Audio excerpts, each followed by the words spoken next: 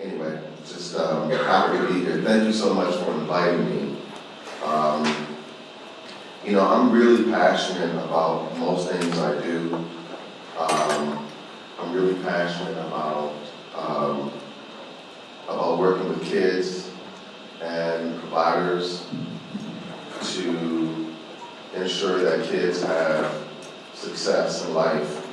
And I think schools are critically important. At the Poverty Institute that I direct, we look at the root causes and consequences of poverty in terms of our research and intervention programs that we have in place. And one of the things I often tell the staff, as well as folks around the university and around the city of New York, is that education is a great equalizer.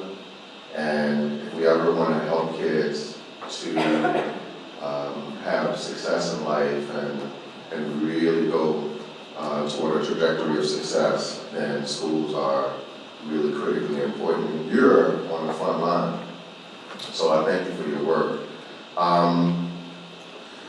I wish to report there are no conflicts, and most of my research has been funded by NIH as well as the Annie Casey Foundation.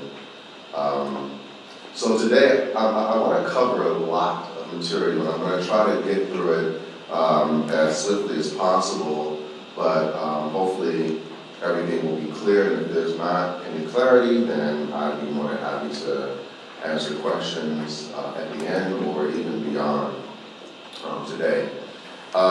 When I was invited to do this talk, I thought about the work that I do around schools.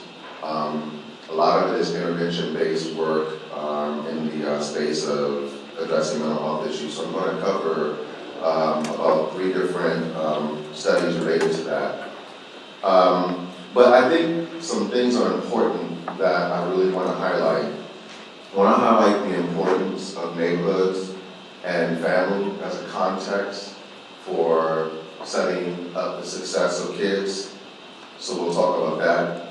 I'm going to talk about the access issue, right? How do you connect kids and families to services? It's a continuing challenge for us. I'm going to talk about some things that I've looked at related to it.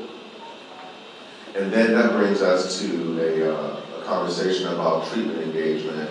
I'm going to share some highlights from an intervention that I developed that's school-based and is designed to help kids have greater connection to mental health services in schools. And then we're going to talk about future orientation and try to end on something that I think is really critically important. If you're ever working with kids, it's something very easy that you can do, which is to really help them to think about their future beyond the moment. Critically important, particularly in clinical services delivery as well. So we're going to talk about neighborhoods and look at it through the lens of social disadvantage. So a few years ago, a study came out that blew me away by Mitchell and colleagues. How many have ever heard of a telomere gene? Great. So telomeres are something that we all have. They're at the end of our chromosome. And it's a genetic marker to examine our physiological risk. So we all have it, right? And essentially, if you're in a protective environment, if you're in a supportive environment, the length of your telomere increases. But if you're in a disadvantaged environment and you're constantly experiencing emotional, psychological, physical threat, your telomere shortens. And so if you have a shortened telomere, basically what geneticists and researchers can do is they can look at a kid at the age of 9 and determine by the length of their telomere their life trajectory, whether they're going to be predisposed to physiological risk.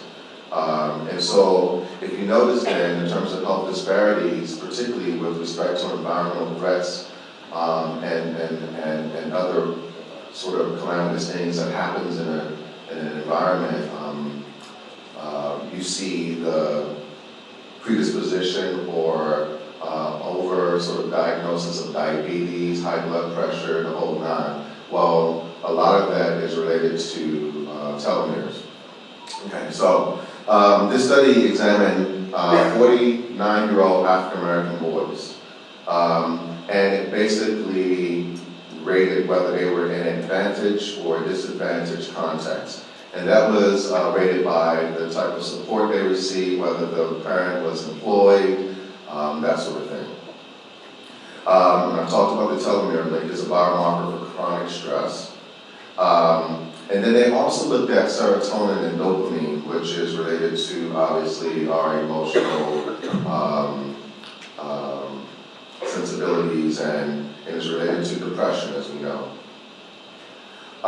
So one of the things that was interesting is that for these kids, if they were in a harsh environment, there was a 19% decrease in their telomeres. It's statistically significant.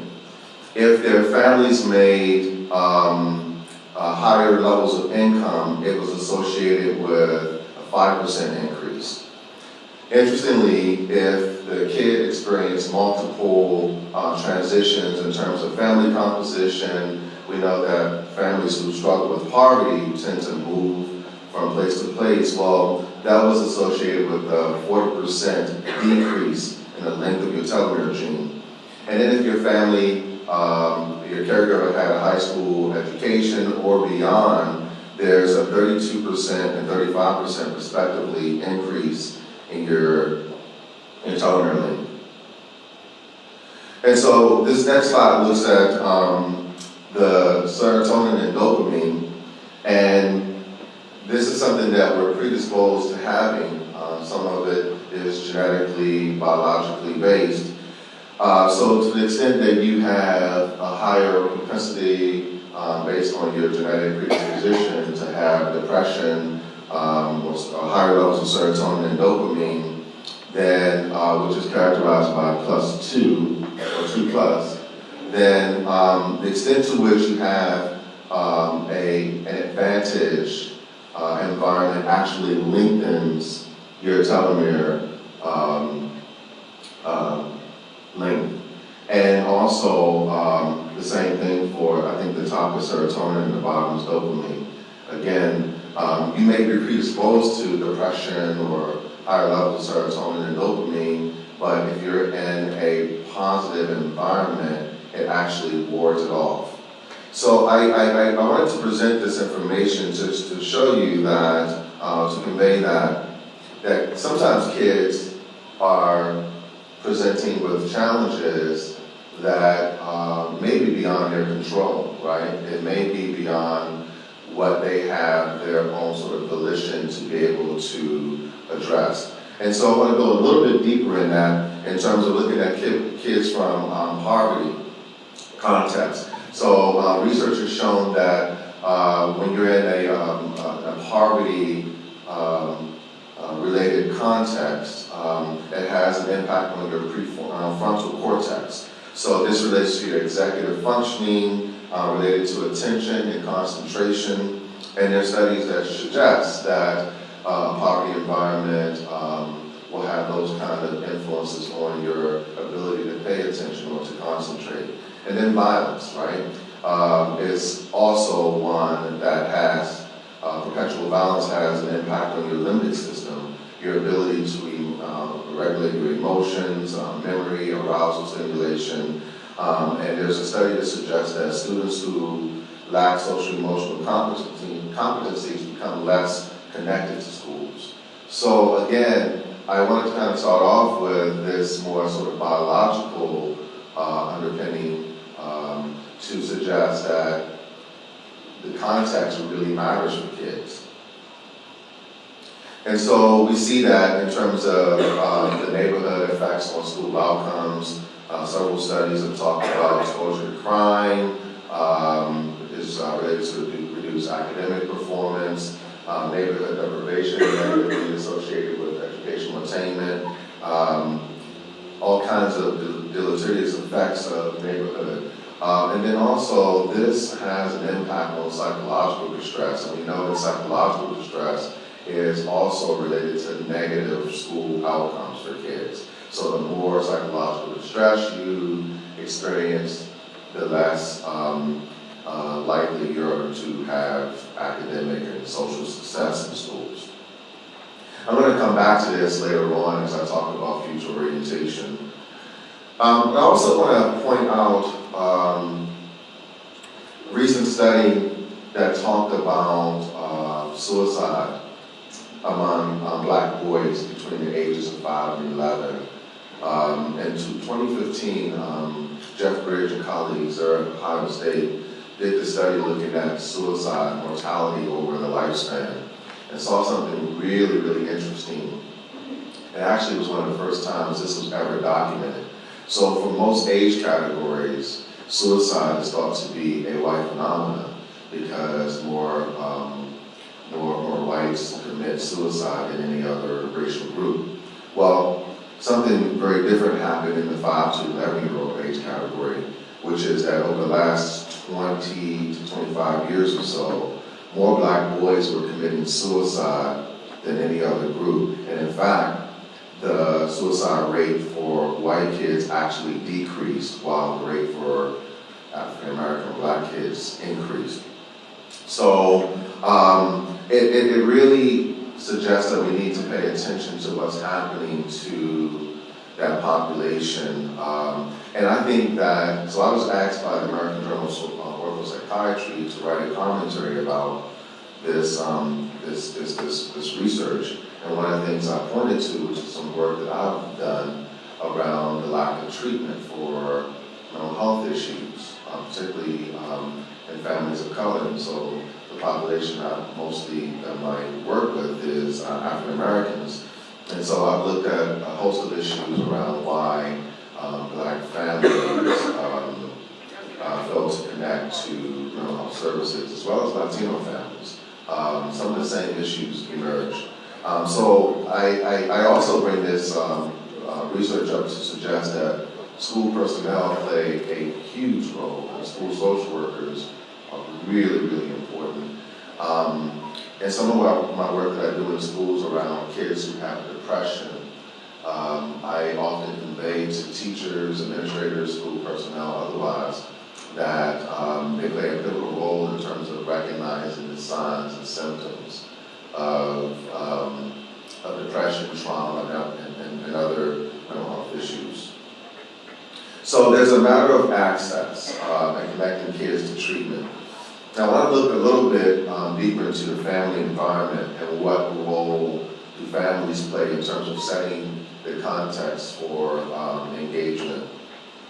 So there's not a lot of studies that talk about how family support, the extent to which families are involved in positive activities, all create a context that actually can facilitate or deter connections to school-based services for kids. It makes sense, right, that if the family and the context of the home is chaotic, it's going to lead to sort of disconnection from school, and also the kids are likely to exhibit high levels of behavioral problems. So the effects of a chaotic family environment definitely have an impact on how kids are connected to schools. So we did a study in 2013 and that was published in Prevention Science, where we looked at 114 African American and white kids and their caregivers who were participating in a school-based intervention called Coping Power. And I'll talk about Coping Power in a second, but we assessed the family environment, and Coping Power is a multi-component intervention, so it works with 5th graders and 6th graders as well as their caregivers. And so we looked at their family environment, the caregiver's attendance at the Coping Power program, and then the child's engagement in Coping Power. So Coping Power is a manualized intervention. How many of you have ever heard of Coping Power? Anybody? Hands? Okay. So it's a manualized intervention that targets kids with aggression and disruptive behaviors. It's an evidence-based treatment used all around the world. And I had the opportunity to work with the developer of Coping Power, John Lockman, on this study. It's a 24-session intervention, which is actually really long, but it's group-based, and the kids tend to have a great connection to it because there are a lot of fun activities and that sort of thing that happens in it. So it teaches kids how to cope and problem-solve skills, and then gives them strategies for enhancing their relationships and resisting peer pressure. So I'm going to show you something that's really, really powerful. I know this looks like just some lines and boxes, but it tells a very powerful story. So we looked at engagement over time. So there was it's a 24-session intervention, so we looked at 3 segments of engagement: early, middle engagement, and then later engagement. And so one of the things that's critical about, and this is what we call a statistically significant, good-fitting model, right? And that's the statistics to substantiate that. Okay, so basically, in the top frame, hopefully this works. Yeah, so you see that? That line right there pointed to the parents' attendance over time suggests that if kids are engaged very early, by the middle of the intervention, it is statistically significantly related to the parents' attendance. Okay, so early engagement leads to parents' greater attendance by the middle phase of the intervention. Also, we looked at the family environment.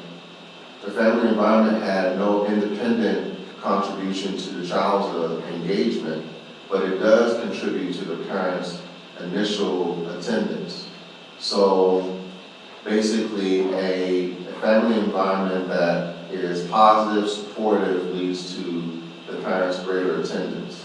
And then we also continue to see here the child's engagement is related to the middle phase of parents' attendance. So this is powerful. What it suggests is that parents may actually wait to see if your work is making a difference before they gravitate to being connected to the work, particularly if you're trying to engage them and connect them to the services that you're providing. I don't know if they're skeptical of our work or whatever the case may be, but they sort of hold their connections until they see that it's making a difference for their kids. So basically, this is what this story really tells. The other piece is that the family environment and the context may actually have the most impact on the parents and not necessarily the kids. So if we could find ways to support families in terms of stressors or strains in their lives, then it helps them to be connected to schools and services in meaningful ways. But then that's not enough. They've got to see that the work is really helpful and making a difference for their kids. This also suggests, too, that if you want to keep kids involved and engaged over time, you've got to get them engaged very early. So that was the inspiration for me to develop the Making Connections intervention, which is a treatment engagement intervention that really focuses on these sort of precursor, pre-intervention factors that influence how kids are connected to treatment. And I focused on Black adolescents with depression for a specific reason.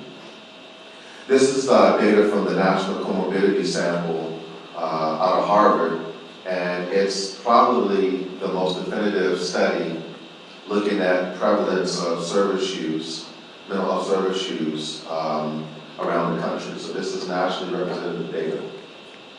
And so for mood and anxiety disorders with a lifetime disorder-specific mental health disorder and service use, for mood disorders and anxiety, Latino youth underused mental health services relative to white kids. And then for non-Latino Black kids with mood disorders like depression, they underuse mental health services relative to white youth. Now, I've seen this in my clinical practice, both in community mental health and school-based service delivery as well, that Black kids who are depressed do not get connected to treatment, and they often exhibit their problems related to depression in more volatile ways. We call them externalizing, and then it's those behaviors that get the attention by school personnel, administrators, et cetera, because they're fighting, they're very volatile, and otherwise. And so, because of that, I've seen that both in practice and observed it in my research. I wanted to focus on the making connections, intervention, targeting Black kids with depression. Also, another study related to the National Comorbidity Study showed that for Black kids, relative to white kids, and this was one of the only statistically significant findings, that they underuse mental health specialty care. This study was also one of the later studies, or one of the latest studies to document that most kids actually receive mental health services in schools. So schools are now the largest provider of mental health services. But again, I focused on African American Black kids because of my prior work that showed that in relation to depression, there's a perceived actually irrelevance of treatment. And we often hear from kids that they resolve their mental health symptoms like depression in other ways other than going to ask for help. And in fact, asking for help may be accorded with weakness. There's also negative perceptions of treatment and providers.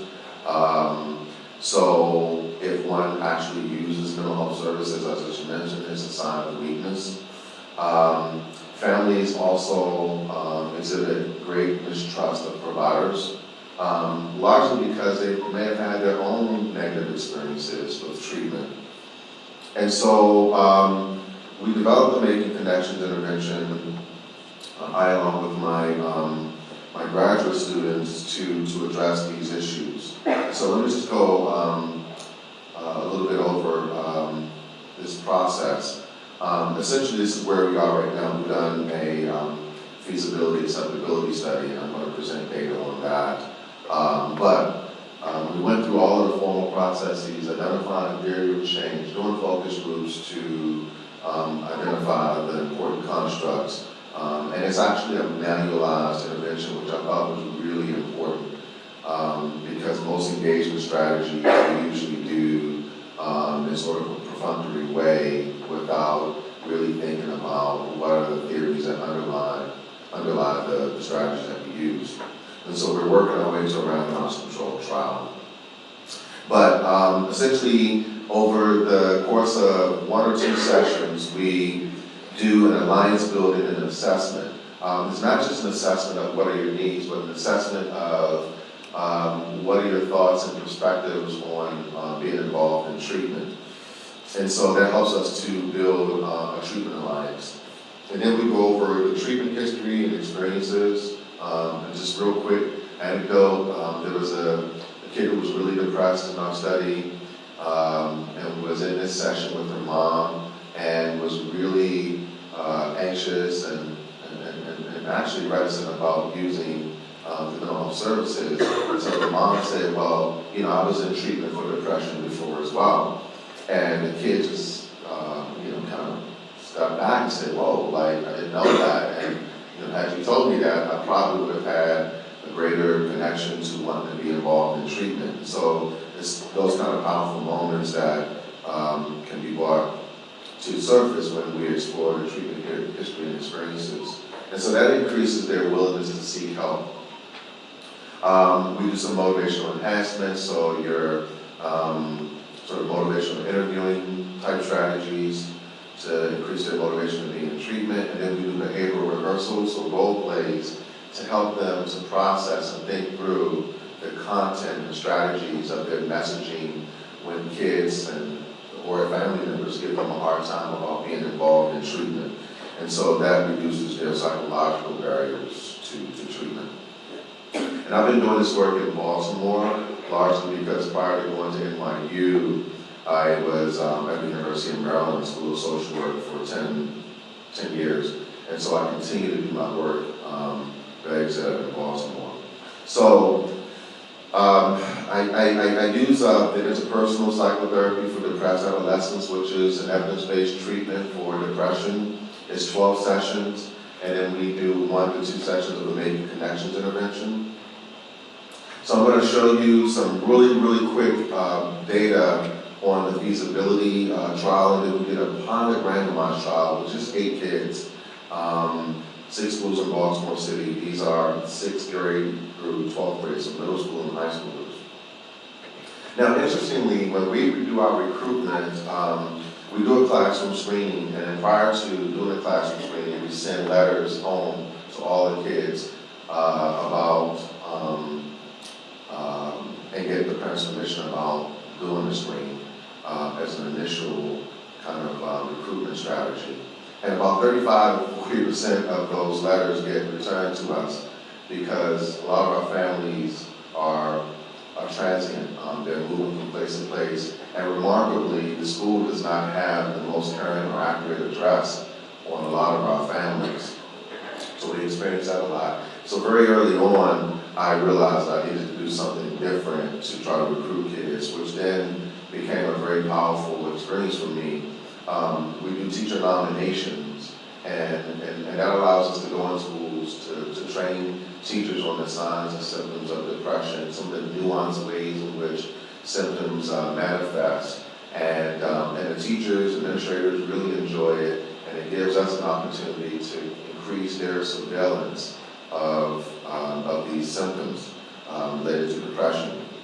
So that's been a powerful moment for us. And so we're able to then do both classroom screenings and teacher nominations to try to get connected to the kids who really need it. And one of the things we tell teachers is that, and school social workers as well, is that the kids who are depressed, the kids we're looking for, are not going to be the high flyers a lot of times. They're going to be kids who are probably not problematic, but really suffering inside. And I pointed to earlier the stats around suicide. Depression really scares me because a lot of kids are struggling inside and not talking about it.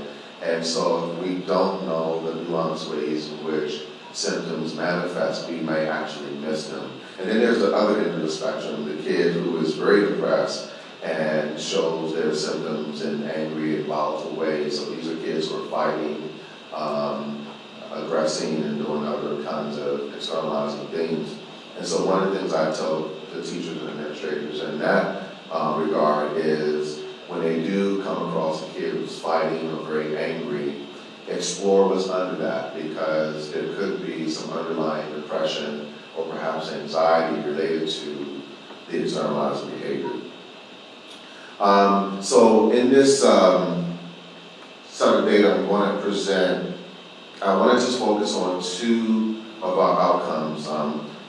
Our measure of the psychological barriers to seeking help, as well as the motivation, which we use at the Rhode Island Change Assessment Scale. We also do depression based on the Hamilton and the CESD. So I'm going to talk about a few stats there. So, related to psychological barriers, we do assessments at baseline, right after the MCI session, at week 4, week 8, and week 12. And one of the things that was really interesting, so across all of those other measures of help seeking, motivation to be in treatment, it appears that the Making Connections intervention is having an impact on reducing those psychological factors and emotional or motivational factors related to treatment. And so here we observe this findings over time related to psychological barriers. So the upward trend suggests that they're improving, or there's a diminishing of the psychological barriers that get in the way of their positive involvement in IPTA. So everything is trending toward less barriers until we get to week 8.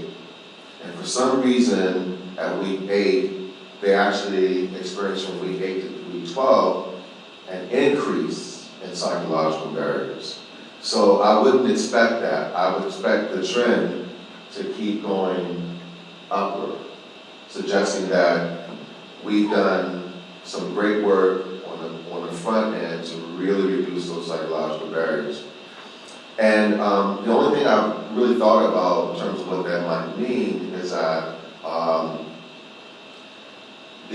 this phase of treatment in IPTA is the last phase, and I'm wondering, or speculating if kids somehow feel that the protective, supportive experience that they had in IPTA is coming to a close, and they're about to go back into a context of network of friends, family, that might give them a hard time. So IPTA deals with relationship issues that get in the way of, I'm sorry I didn't say this earlier, that perhaps ignite or incite depression symptoms, and it suggests that in the context of relationship issues and challenges, that depression symptoms are surfacing or emerge, and that by virtue of giving kids skills of better relating to their peers or family members, that those symptoms decrease. So I'm wondering then that, or wondering whether the ending of IPTA, which has been so supportive around giving them strategies to communicate better and to have greater interpersonal relationships, is coming to an end. The other thing that I wanted to point out, and by the way, all of those findings were statistically significant. The other thing I wanted to point to is that, so this was our indicator of motivation to be in treatment, and it really suggests that females, or the green line, that females actually over time have higher levels of motivation to be in treatment than the boys. So there's something about motivating boys to be in treatment that is difficult, and perhaps we need to be more attuned to when we work with boys, particularly those who are exhibiting depression. And again, that finding was statistically significant. So then we looked at whether they were satisfied, and overall, adolescents and their caregivers were satisfied with IPTA in conjunction with the MCI. And we did some follow-up qualitative interviews, and adolescents really indicated as a theme that they gained more problem-solving skills, appreciated the confidentiality of sort of being able to go and talk to somebody about real issues in their peer group or their family group, and that there was a judgment-free zone. And they also, caregivers talked about confidentiality. So confidentiality is really important, it seems, for adolescents and their caregivers. And then they also, caregivers appreciated having greater knowledge about the signs and symptoms of depression and mental health services. And actually, they wanted the services to be longer than what they were. When we compared the kids who got the MCI versus those who didn't, so looking at the effect of the MCI on their experiences in treatment, it really suggests that for kids who had the MCI, they had lower levels of depression symptoms versus the kids who didn't get it. And so that suggested that there's something about doing this precursor treatment work that is really, really important. And at week 4 and in week 12, the the group that got the MCI and IPTA versus IPTA only showed greater motivation to change and greater help-seeking efficacy, as well as group 12, lower levels of depression symptoms, again, help-seeking efficacy and motivation to change. And so, and basically the help-seeking efficacy piece is that in the MCI, we're hoping to engender a sense of being able to go and ask for help without any prohibitors to doing that and not worrying about what people are going to say or being teased and all those kind of things that kids experience. So, that work suggested that, we need to really look deeper into engagement. That engagement really matters. We talked about that in the coping power slides in that study, but it also matters with respect to, kids, particularly in this instance, African American kids who are experiencing depression. I also wonder whether we might need a booster session along the way to really address those psychological barriers that might surface, and so we're thinking about that. And then the other piece of this is, how do we motivate boys? Because greater motivation is related to stronger symptom reduction, so that's really important. I'll skip over limitation and get to my last point about future orientation. So one of the things I learned very early in my clinical work some years ago was that it wasn't enough to really address the current symptoms or problems and stressors going on in kids' lives. That most of my work has been in the urban, inner city context, and there are a lot of things and challenges that kids are struggling with. And so, for me, I felt it was most powerful if I worked with my kids to get them to think beyond the day, beyond the week, beyond the month, and to project their lives 5, 10 years down the road. And irrespective of the clinical work that I was doing, just checking in with them constantly about forward thinking was really, really powerful. And so I do training and we deliver evidence-based interventions, manualized. We want our clinicians to deliver these interventions with great fidelity. But I also say to them, there's another piece that's not necessarily manualized. That's really, really critical. And that is to get kids to think beyond the moment, to really internalize some forward thinking. And so, late last year, I began to work with my doc students and in my lab to really think through what does future orientation really look like in the way of school outcomes, because I wanted to sort of apply that same kind of thinking to the educational context. And so, when we think about future orientation, there's, a multi-component to it. Someone asked me the other day, what does future orientation mean? And I was saying that it's hope and it's optimism, and it's a combination of the two, right? To really think about what is, to think optimistically about my future and to hope that, things will be better if they're not better now, or that they'll continue to be good if they're good now, right? So, combination of hope and optimism is what we're talking about. Interestingly, future orientation is related to a host of student outcomes. So, if you're exhibiting a strong future orientation, it's related to greater academic performance, higher GPA, and that adolescents with optimism are greater connected to school. So it really, really means a great deal. Now, how many have heard of Why Try? Are they using that here in Chicago? All right, Illinois? Okay, great. I think that I've actually used Why Try, and I hope no one who's developed Why Try is here. Is that the answer? Yeah. Okay. well, let me temper my comments. I just think that we can do a lot more than ask kids why they should try. And I think that some of this work has to be grounded in some contextual realities for kids. And so I remember doing this work in Baltimore, and there was a real deep sense of, well, you may, with kids saying, you may tell me to try, but why should I try when there's such pervasive need in my community and my families? And so I'll return to that point in a few.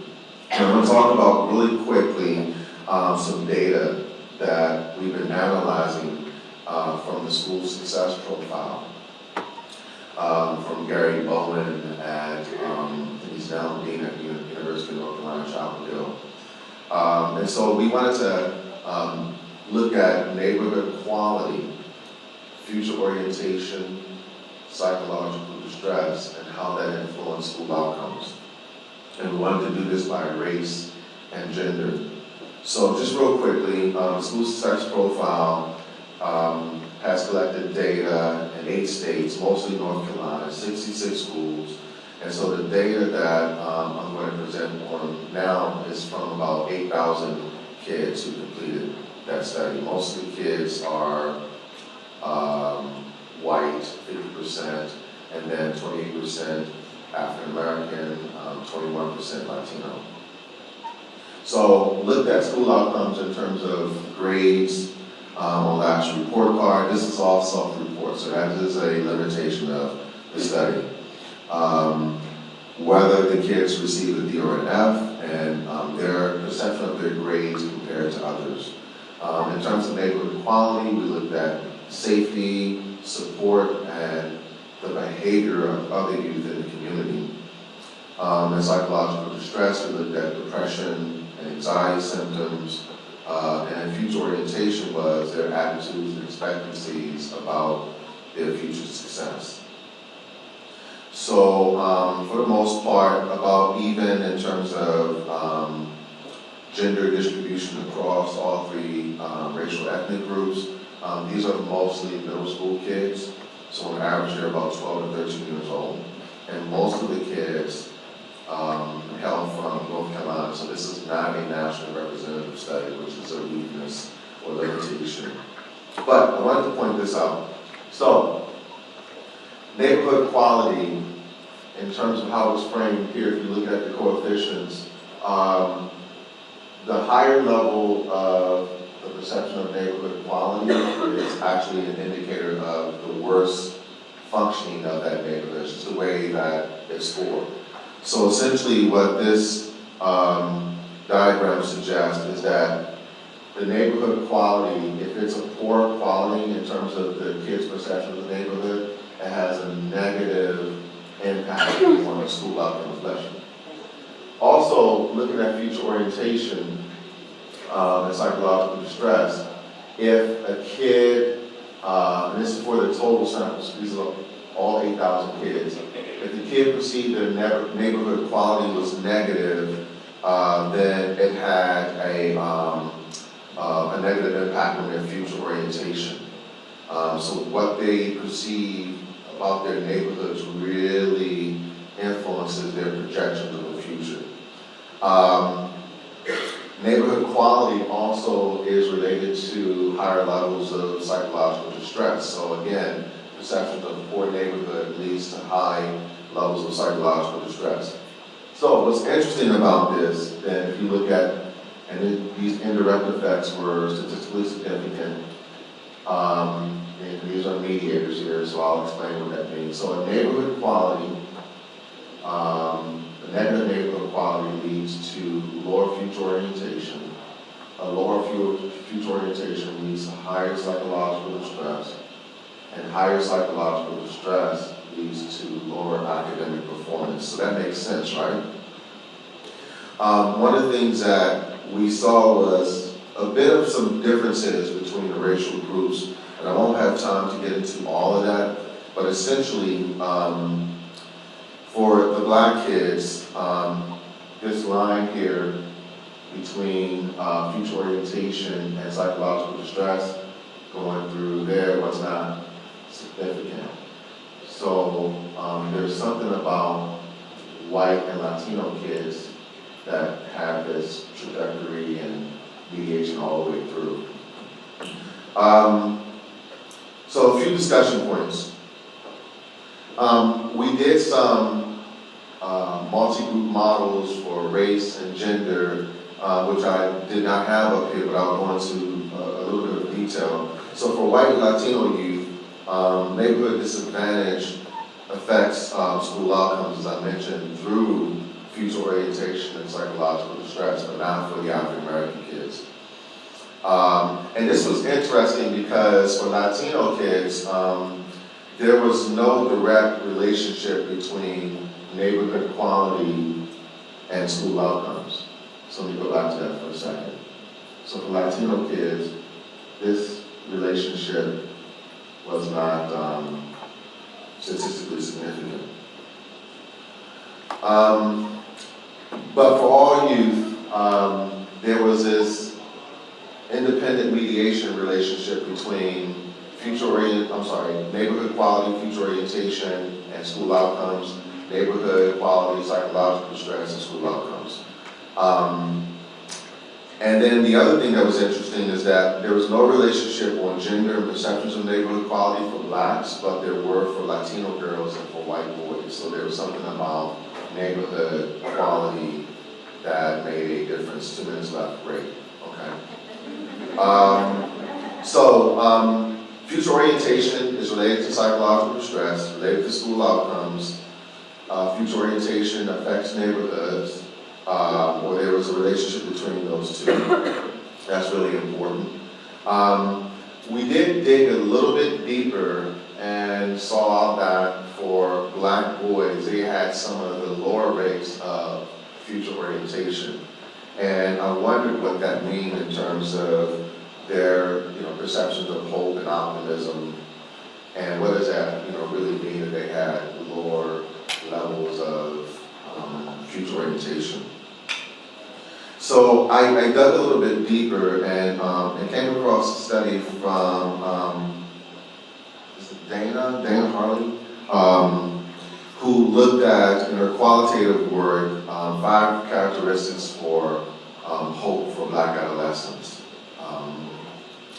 And for them, hope was really nestled in their perceptions of their basic needs. And the kids suggested that it's hard to think about future when you have so many basic, immediate needs that need to be addressed.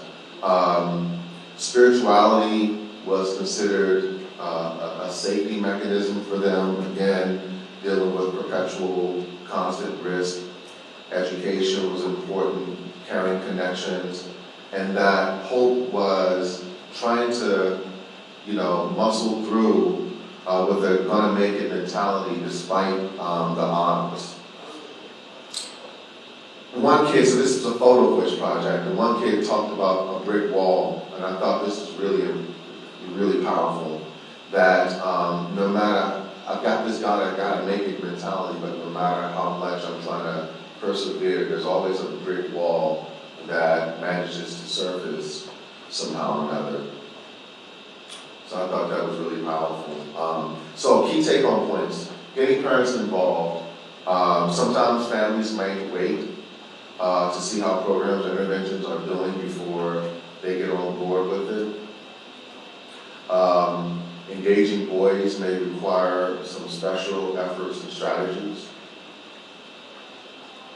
Neighborhoods and families are very important. We talked about the first set of studies around the telomere length and social disadvantage really predisposes kids to do well or not. And then I believe that there's an importance in focusing on personal agency and hope in the context of our prevention and intervention programs.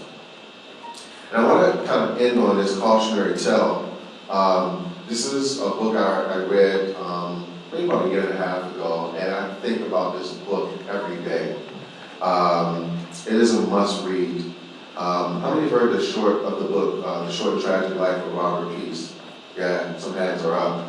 So I cannot tell you about the impact this book has had on me. So not to give the story away fully, but Robert Peace was a kid who grew up in Newark, New Jersey, raised by a single mother, father in and out of jail, was really brilliant intellectually. Mother worked 2 and 3 jobs to try to get him in private schools because she realized very early on of his intellectual prowess. So he went to school, private schools, and then to Yale. Went to Yale, did really well at Yale.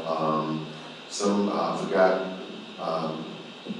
the degree that his major, but it was one of those. It was a science major. And it was really, really like you have to be on your P's and Q's to do well in it, and he flourished in it. So, but his life ended tragically, and I won't go into all of the details about that, but essentially, he was doing things that he should not have been doing. So I capture it as a cautionary tale because, and I go back to future orientation because we can do a lot of work around trying to get kids connected to schools in meaningful ways and getting their parents involved. But if we don't really focus on the future and to help them think beyond the moment, and I thought if I put my clinical hat on, that happens to Robert Peace a lot, is that so many people look at his circumstances and say, wow, this kid is really smart, he's doing it. He's coming from a very disadvantaged background. He's done very well for himself. But a lot of folks did not help him to think beyond the moment. And so I think in your work, if you can really help kids to think beyond the moment and to project their lives down the road, that it's the most powerful invention and strategy you can ever do with them.